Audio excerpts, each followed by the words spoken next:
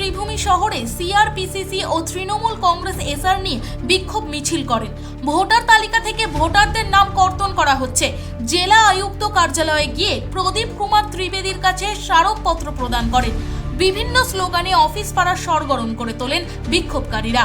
শহরের প্রধান সড়ক হয়ে জেলা নির্বাচন কার্যালয়ের সামনে এসে সমাপ্ত হয় মিছিল।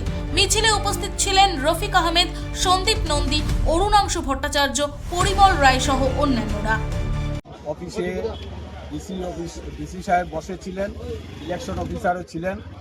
তাদের সঙ্গে দীর্ঘক্ষণ আলোচনা করে আমরা এটাই বলতে চেয়েছি যে আমাদের করিমগঞ্জ বা তথা শ্রীভূমি জেলায় কোনো বিদেশি নাগরিক আমাদের চোখে এখনো পড়েনি, এবং যদি কেউ মারা যান বা কারোর বিয়ে হয়েছে অন্যত্র চলে গেছেন, যদি ডাবল লিস্টে নাম থাকে তাদেরকে কাটুন। কিন্তু 7 নম্বর ফর্মের সব